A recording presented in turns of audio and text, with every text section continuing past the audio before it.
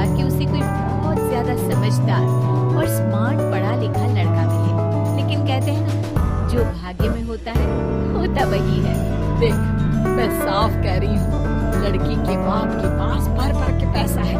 अरे एक बार लड़की ने तुझे पसंद कर लिया तो समझ के पैसे की तो नदियाँ भर जाएगी, लेकिन फिर भी तेरी प्यास नहीं बुझेगी बेटा।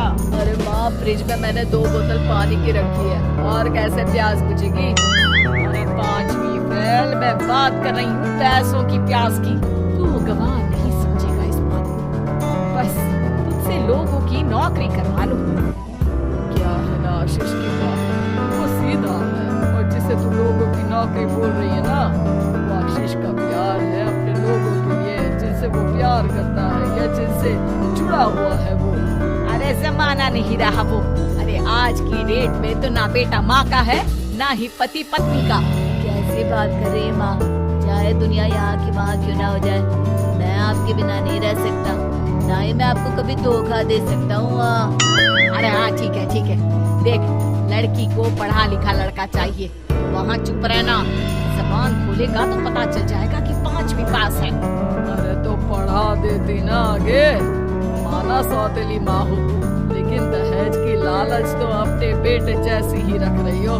पापा ऐसा मत बोलिए ना माँ को, वो मेरी माँ है, मैं उससे बहुत प्यार करता हूँ। अच्छा अच्छा बेटा, कुछ नहीं कहता, बस तैयार हो जा, चलते हैं और देखते हैं कि कौन है लड़की और क्या चाहती है।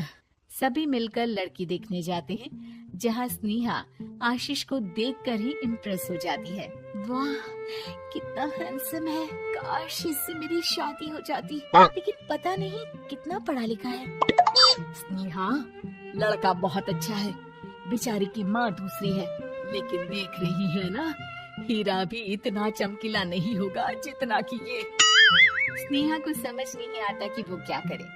वो आशीष से मिलती है, उसकी सादगी, उसकी बातें उसे भा जाती है। मैंने नहीं सोचा था कि इतना पढ़ा लिखा लड़का मुझे मिलेगा, मैं शादी करने के लिए तैयार हूँ। और फिर स्नेहा और आशीष की शादी हो जाती है।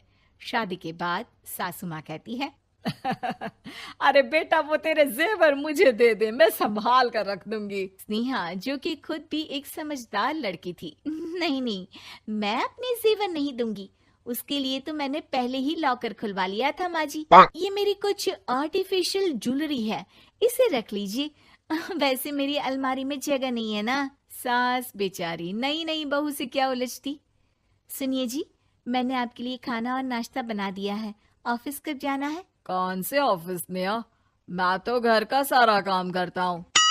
हाँ, क्या बात कर रहे हैं, इतना पढ़ लिख कर आप घर का काम क्यों करते हैं? कितना पढ़ लिख कर?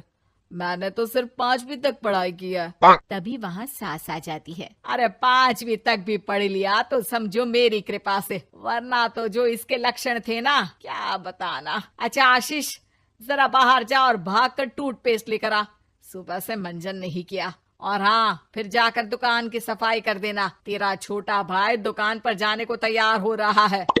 स्नेहा ये सब सुनकर हैरान रह जाती है। वो सोचती है कि आखिर उससे क्या गलती हो गई जो उसके साथ ऐसा हुआ। आशीष स्नेहा के पास जाता है। सुनो, तुमको तो मैंने पहली मुलाकात में ही बताया था कि। स्नेहा आशीष की बात ही नहीं सुनना चाहती है। वो जोर से चिल्लाती है, चुप रहो बिल्कुल, गंवार कहीं के।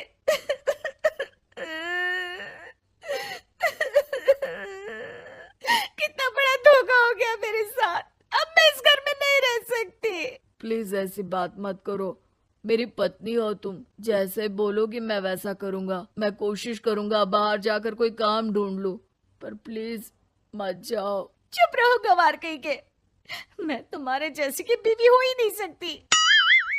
आशीष स्नेहा को लाख समझाने की कोशिश करता है, लेकिन वो अपने मायके चली जाती है। माँ चलिए ना, स्नेहा को मना कर लेकर आते हैं। अरे जाओ, बनाने जाए मेरी जूती, इतना घमंड जैसे कलेक्टर हो कहीं की महारानी। अरे मैं तो तुझे कहूंगी कि तू भी भूल जा, हमने नहीं भगाया, खुद ही तो गई है। माँ वो बीवी है मेरी, मैं प्यार करता हूँ उससे, मैं जा रहा हूँ उसे लेने। वहीं स्नेहा के घर पर, माँ वो तो कुछ काम ही नहीं करता, घर का नौकर है, 5वीं पास, मैं नहीं रह सकती ऐसे आदमी के साथ। माँ बेटा वो लड़का बहुत अच्छा है, उसकी तारीफ मैंने हर किसी से सुनी है। तेरा पति है, अब तक एक गलत माँ के साथ रह रहा था, तू संवारेगी तो संवर जाएगा। तभी वहाँ आशीष आ जाता है। मुझे माफ कर दो स्नेहा, पर प्लीज मुझे छोड़कर मत जाओ। मेरी माँ के जाने के बाद मुझे तुम्ही से सारी उम्मीद है। तुम जैसा कहोगी मैं करूँगा, पर प्लीज मेरे साथ रहो।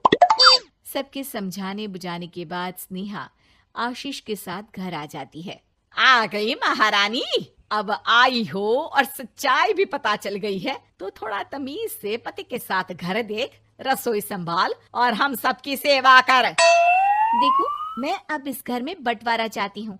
जो मेरे पति का हिस्सा है वो उसे मिले और वो आज से कोई काम नहीं करेंगे। हिस्सा ले लो, लेकिन कमाओगे क्या, खाओगे क्या, धूल मिट्टी। अरे तेरा पति किसी काम का नहीं है, वो तो मेरा बेटा कमा रहा है तो 2 रोटी मिल जाती है इसे। तभी वहाँ स्नेहा के ससुर आ जाते हैं।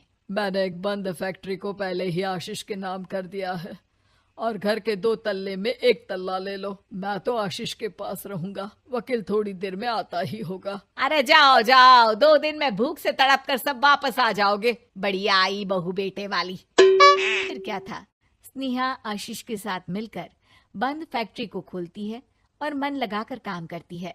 दोनों की मेहनत रंग लाती है और आशीष अपनी मेहनत से एक सफल बिजनेसमैन बन जाता है। लेकिन एक दिन, अरे बहू बेटा आशीष, मुझे माफ कर दो, मैं भी अब तुम लोगों के साथ रहना चाहती हूँ। इस कमबख्त ने तो दुकान का बेड़ा गर्क कर दिया। वो तो आशीष था जो सारा दुकान का काम संभालता था। बेटा हमारे पास तो अब खाने को भी नहीं बचा।